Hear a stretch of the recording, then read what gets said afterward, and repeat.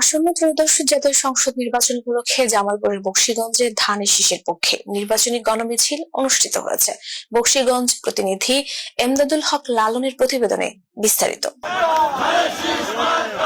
শনিবার বিকেলে উপজেলা বিএনপির আয়োজনে বকশীগঞ্জ নূর মোহাম্মদ উচ্চ বিদ্যালয় মাঠ থেকে গণমিছিলটি বের হয়। মিছিলটি পৌর শহরের প্রধান সড়ক প্রদক্ষিণ করে পাখিমারা খাতেমুন মঈন মহিলা ডিগ্রি কলেজে গিয়ে শেষ হয়। এর আগে বিভিন্ন ইউনিয়ন থেকে বিএনপি নেতাকর্মীরা খণ্ড খণ্ড মিছিল নিয়ে নূর মোহাম্মদ উচ্চ বিদ্যালয় মাঠে এসে জড়ো হয়। গণমিছিলে উপস্থিত ছিলেন জামালপুর ১ আসনে বিএনপির মনোনীত প্রার্থী ও কেন্দ্রীয় বিএনপির কোষাধ্যক্ষ এম রশিদুজ্জামান মিল্লাত, বিএনপি চেয়ারম্যানের উপদেষ্টা ও সাবেক আইজিপি আব্দুল কাইয়ুম, বকশীগঞ্জ উপজেলা বিএনপির সভাপতি মানিক সওদাগর, সাধারণ সম্পাদক জাহিদুল ইসলাম প্রিন্স, ব্যারিস্টার শাহাদাত বিন জামান, শোভন সহ আর অনেকে। গণমিছিল শেষে বকশীগঞ্জ খাতেমুন মঈন মহিলা ডিগ্রি কলেজ মাঠে সমাবেশ অনুষ্ঠিত হয়।